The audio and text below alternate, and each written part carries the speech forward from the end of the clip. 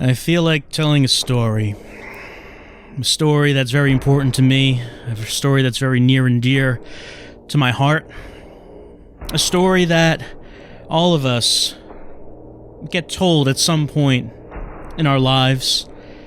It's a story of how Hulk Hogan won the belt. It says Hulk Hogan wins the belt, present tense. Of course, this is not the present. Of course, this happened long ago, but it's still as important and relevant to us today as it was in 1984 when Hulk Hogan won the belt. It says right there, the day the Hulkster beat the Iron Sheik. Now, you may wonder, how did Hulk Hogan win the belt? We all know he did. We all know he was the champ.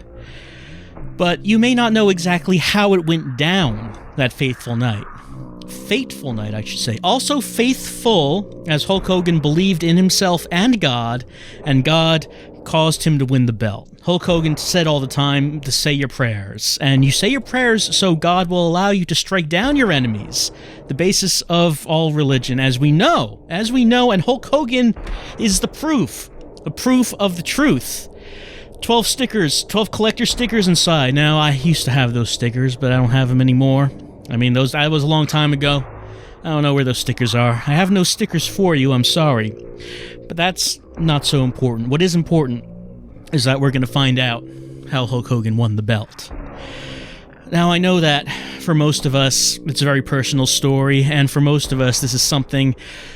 Really, the ideal way of learning about this is that's one day, when you're old enough, your parents would sit you down, get you ready, and then tell you the story of how Hulk Hogan won the belt. You know, that's not the case for all of us. That's why I'm here, to be your surrogate YouTube dad and tell you how Hulk Hogan won the belt. So that's what we're going to be doing. Let's find out exactly how this happened. Let's turn to the first page. Hulk Hogan wins the belt. Right there, standing there with Mean Gene. Mean Gene and Hulk Hogan, what a pair. We remember Mean Gene asking Hulk Hogan so many questions, Hulk Hogan tearing his shirt off and yelling in response. It was the relationship they had. It was the thing they had. Steve Taylor in Titan Sports took the photographs. Written by Dan Stain. Yeah, his name is Stain, but don't let that fool you. He may have been the writer, but this is the account from the man himself, from Hulk Hogan, first-person perspective. Dan Stain may have written the words, because Hulk Hogan is not the best at the writing. He's not a professional typist or anything like that, and we understand that. So Dan Stain, listened to his account and then typed it into words, and I'm sure it was an honor to do so. Next. And there he is, flexing his muscle. The pythons. The pythons is what they call them. Those things. The pythons. He says, I'll never forget that night, kids. It was January 24th, 1984, at Madison Square Garden in New York City. As I moved towards the ring, Eye of the Tiger blasted and Hulkamaniac screamed my name. On one side, I saw all the good guy wrestlers cheering me on, fists in the air. Then, in the other corner, I saw them. The bad boys of wrestling. They were all huddled together trying to come up with a plan to defeat me and keep the championship belt. They moved away, and I saw him. The meanest of all wrestlers. Who could it be? It was none other. That's right, the Iron Sheik. This is before Twitter. So, he had to have an outlet for his rage that did not involve social media and, telling people what he's going to do to them, what sexual acts he's going to perform on them. He was not able to do that. He was not able to tell people about that, so he got his frustrations out in the ring. The Iron Sheik was climbing into the ring, waving an Iranian flag above his head, taunting me. I felt like rolling him up in that flag and mailing him back to Iran, but you can't actually do that. Garfield may make it seem like you can actually mail someone to another country, but they look down on you kidnapping a man, wrapping him up and mailing him. Even Hulk Hogan would not be able to get away with it. I wanted to win the championship belt fair and square. I wasn't going to resort to underhanded tricks. Just then, I felt an elbow smashing me from outside the ring. Outside interference already, but by who? By who? It was, Nikolai Volkov. He's Russian. You can tell. See that? Soviet Union. It's right there. It was a blow from the Iron Sheik's brutal Russian friend, Nikolai Volkov. I turned to the referee, who made Volkov get away from the ring. So, the huge Russian wrestler, who thinks that Americans are too weak, wanted to play dirty. The referee was starting the match now. I'd have to forget about Volkov. Then I saw the Iron Sheik motion to another friend. What? How can there be so many wrestlers outside the ring? The ref has to get control. Who is it now? Mr. Fuji is the sneakiest wrestler in the World Wrestling Federation, but his bad buddies always mess up his schemes. He thinks he's tough, but he couldn't karate chop his way out of a bread factory. I don't know what that means. What does that mean? Is it tough to get out of a bread factory? Is it because bread is soft, so Mr. Fuji is also soft? But the factory is not made of bread. The factory is made of concrete and steel, and it is very hard. You would not be able to karate chop the walls or the doors. I mean, I don't think that's denigrating Mr. Fuji's strength to say that he would not be able to bust his way out through the concrete walls. They may make bread there, but the factory is not made of bread, Hulk Hogan. It is not made of bread. I put the Sheik in a body spin and took him down to the canvas. As we rolled towards the ropes, I felt something blind my eyes. It was Mr. Fuji's volcanic Fuji dust. Just then, I heard the sound of bagpipes. Alright, amateur mistake, Hulk Hogan. Why are you wrestling Mr. Fuji? He is not in the match. There is no reason for you to put him in a body spin and tumble with him down towards the canvas, rolling around with him on the canvas, feeling the sense of closeness and belonging that perhaps you have had missing from your life, but you're too afraid to tell Mr. Fuji about. There was no reason to. He's not the opponent in this match. It's the Iron Sheik who is. But we heard the sound of bagpipes, and we know what that means. It can only mean one person. When I saw Roddy Piper, I felt like taking him to take his Scottish skirt and bagpipes and get lost. He wears a kilt, but this was the 80s in the WWF, so, you insulted him by saying that he was wearing a skirt, is the thing. That's why he's saying he's wearing a skirt, because he makes Roddy Piper mad to denigrate his Scottish heritage in that way. My eyes were beginning to clear, and I saw Piper making fun of me outside the ring.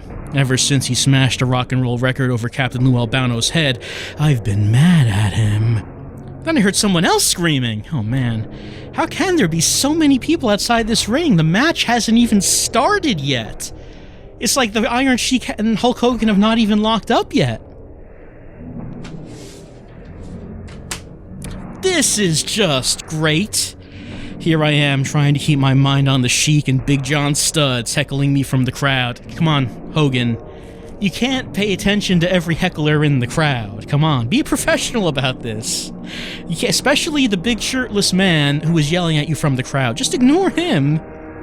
Big John distracted me, and that gave the Sheik the chance he needed.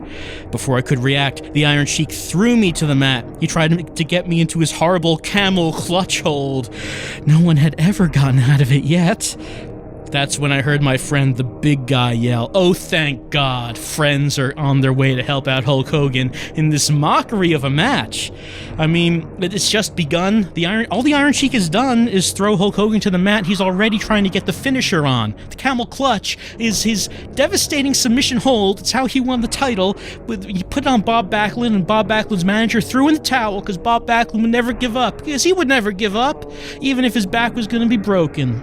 But Hulk Hogan may be in trouble if he gets locked into the camel clutch, because how is he going to get out of it? No one's ever gotten out of it. What's happening now? Is that gonna stay out of focus like that? I mean, you could see it's Andre the Giant, but that really should refocus, I think. Talk about your big boys! Andre the Giant is 7'5" and weighs 500 pounds. Just hearing his voice makes me feel better. The good guys were coming to my rescue. Andre is nice, shy and nice, but when he's mad, he's nothing to sneeze at. That's when I heard the rock music in my head. There he is. He's Andre the Giant. You know who Andre the Giant is. Come on. Okay, good, it's focused again. Everyone knows who Andre the Giant is. I mean, he's really, the one who should have won the title instead of Hulk Hogan. We all know it. Okay, yeah, rock music. That means Captain Lou Albano, a.k.a. Mario. You know him. He's the true live-action Mario. I mean, when you were a kid, before, the modern interpretation of Mario, when you thought, what does Mario look like? What does he sound like?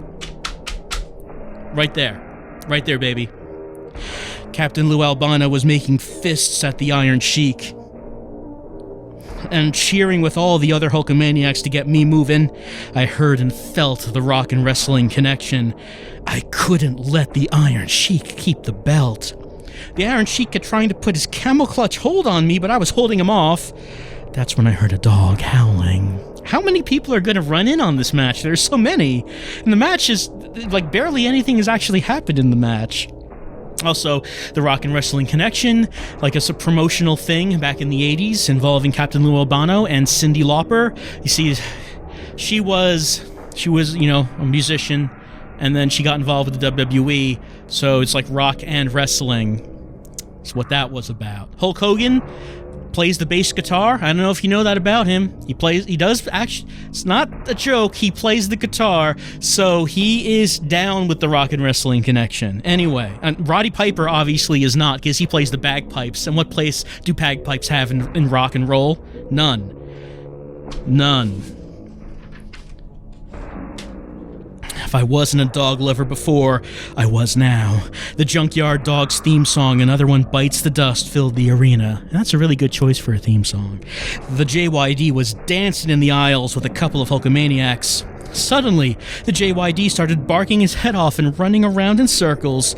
Roddy Piper had brought a cat into the arena. JYD goes crazy when he sees one. See, because he's a dog, he's a junkyard dog, so he gets distracted by a cat. Even though he's not actually a dog, even though he is a man, he is a human being, he forgets that. He forgets that he is a human being, and Roddy Piper took advantage of his mental illness to bring a cat, and now JYD is chasing it around, and everyone's saying, no, JYD, no, you're not actually a dog. Oh no. And that was a real mean thing of Roddy Piper to do. So JYD ended up not actually getting involved at all. But, what happens next? I don't see anything at the bottom of this page saying that someone's coming to the ring, so what's happening? Oh, someone is coming to the ring. You don't want to see this man coming to the ring or anywhere. The Superfly had landed. He came flying down from the rafters with a whoomp fresh off of murdering his girlfriend. I'm sorry. We shouldn't joke about that. That's when I knew for sure I would get out of the Iron Sheik's camel clutch hold. Only when he saw the Superfly. That's when he knew. Not before, only when he saw him. That is when he knew. All my friends had come tonight to give me their support. The good guys were going to win. I heaved the Iron Sheik into the ropes. Then I flipped him as he flew off the ropes. I clamped on a headlock so tight, every vein in my neck bulged. And at last I pinned him. The referee got worried that I'd get too carried away. He declared me the champ. That's right. Hulk Hogan was declared the champ because the referee was afraid that he was going to kill his opponent, just like Jimmy Snuka killed his girlfriend.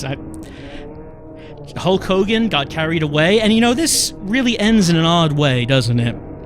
I mean, the way the match went was there's a whole bunch of people surrounding the ring, and then the Iron Sheik puts the camel clutch on Hulk Hogan. Hulk Hogan breaks out of it, flips him off the ropes, puts a headlock on, and pins him with that. It's a terrible match. This is an awful match. The crowd, I'm sure if I was in the crowd, I'd be upset. I mean, yeah, we see a new champion, but still, this is a terrible match. It's like 2 minutes long, and there's like 2 moves in it.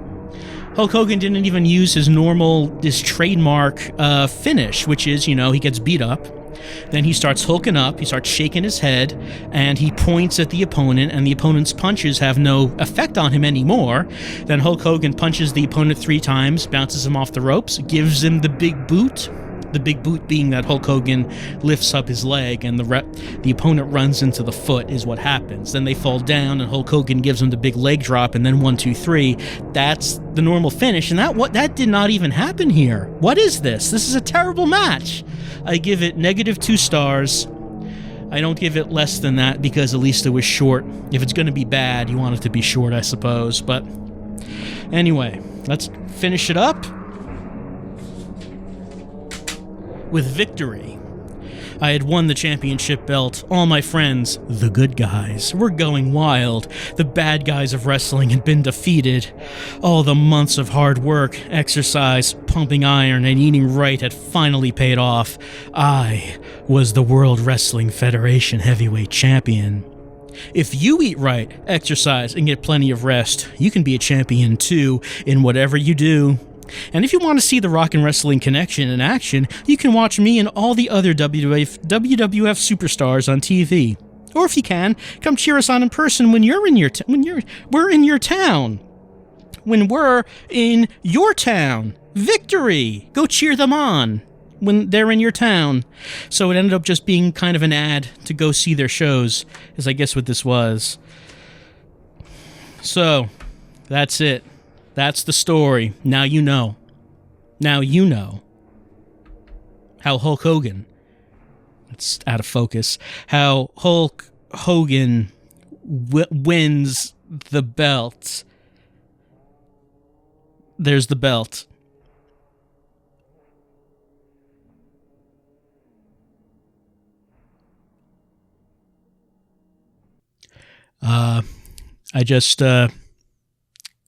I need to make an apology for a grievous error that was just made. In the reading of Hulk Hogan wins the belt, there was a page that I skipped over, that I overlooked with no malicious intent of my own. I assure you it was entirely by accident. Between the pages with the Junkyard Dog and Jimmy Superfly Snuka, there was a page involving Hillbilly Jim. It says, I was sure glad to see Hillbilly Jim. He took the cat away from Roddy and was sitting there playing with it. Sometimes I think Hillbilly Jim should have stayed on the farm, but he took to wrestling quick enough. One night a bunch of bad guys were trying to cut my hair when Hillbilly jumped in and saved me. I needed to keep my mind on the match now. The Iron Sheik was getting me into his camel clutch. That's when I saw the Superfly. This is an essential part of the story. It resolves the cat storyline with Junkyard Dog as Hillbilly Jim takes the cat and plays with it. And then it foreshadows Jimmy Snuka's involvement by saying, that's when I saw the Superfly. This is a critical part of the story. I skipped the page. Again, I apologize. I know you expect me to show you everything that there is with golden content like this. I take that responsibility very seriously, even if it doesn't always seem like it. But I assure you that I do have your well-being in mind. And I don't take a mistake like this lightly. I intend to do better. I intend to make this right with all of you.